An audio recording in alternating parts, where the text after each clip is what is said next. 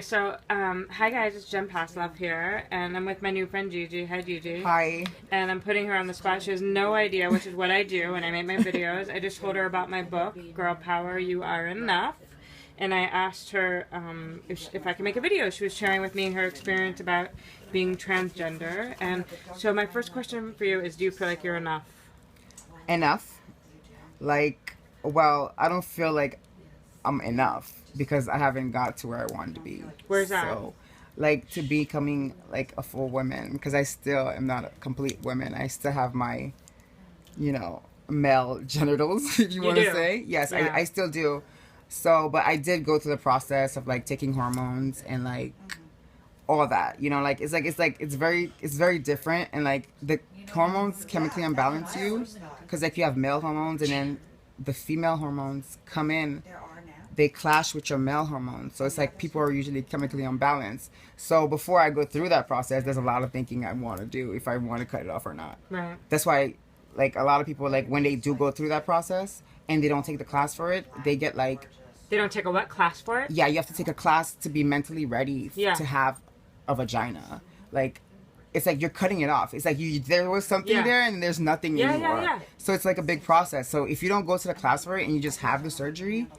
Like, it's different. People get sick. Some girls kill themselves because they don't know how to handle it. It's just, you can't go back. You can't reverse the surgery. Yeah. What's done is done. So, like, if feeling enough, I don't know if I'm going to ever get there or if I want to go through that process. You are enough. You're drop dead gorgeous inside and out. Thank you. So, when you said you were 11 when you came out? Well...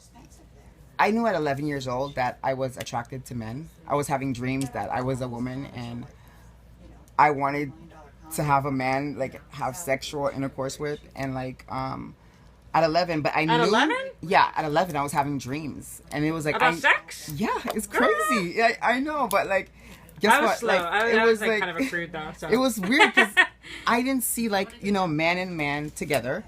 So I saw, like, woman and a man. So I knew immediately in my mind that something is wrong in the picture.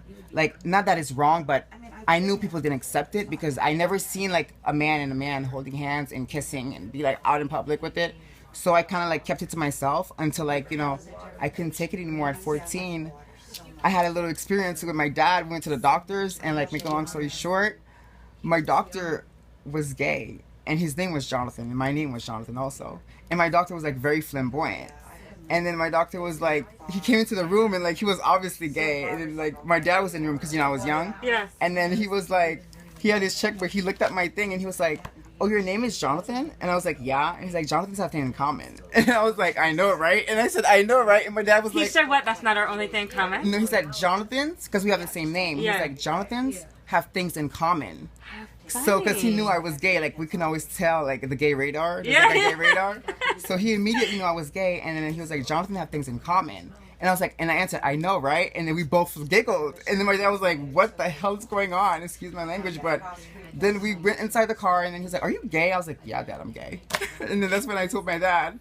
And then to becoming this, when I was 16, then I felt more comfortable as a person. You always felt more comfortable as a woman? Yes. When I was a boy, I was like, how do you say this? I was like very like, I was always hiding myself. I was out of hoodie. I didn't know how to dress really. I didn't know how to like really like experience to be like myself or anything, So as a woman, I feel much comfortable. So I'm not doing it for nobody but myself. Awesome. So that's what I want to do is like, I want to go for me. And I already know like, a lot of people go through stuff, but I don't really know if I'm going to ever cut it off because it's a part of me, but I'll probably wait to see. I'm still young. I still have a little bit to go. How old are you? I'm 24. 24? Yeah. Girl, you're beautiful. Thank you. I appreciate it. You really are. Thank you. And it's important to share your story. Thank you. I would love, some people feel differently and, but what's funny is because I have a feeling like my mind is like, I think just like a woman. Like I don't have a man's mentality anymore. Like I never did. I was born with like a woman's mentality, for sure. So, if there's a message you can send to the world about transgender, what would that about being transgender and about what we need to know? Transgendered, what people don't understand is that we have feelings also, and we're just not a sex object. That's what I want to send out. Not a sex object? We're not a sex object. Like, everybody thinks we're just a sex object. Like, we have feelings also. What do you mean everyone thinks we're just a sex Like, object? men and women, immediately as they see us, they think like we're just there for sex. We have no feelings. We have nothing. We're just being used as sex.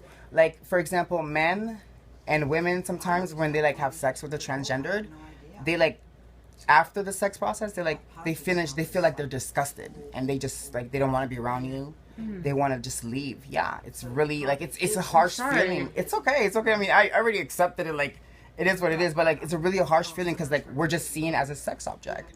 Like, they just see us as sex. Like, a man, I would meet a guy at a club, right? For example, and then he wouldn't know that I'm transgendered. He would think I'm a real woman. And then he would be like talking about, oh, taking me out like this, taking me out where, like he wants to go out for a weekend. He wants to take, but guess what? I end up telling him that I'm a transgendered. And then he would quickly say like, oh, when can you suck my dick?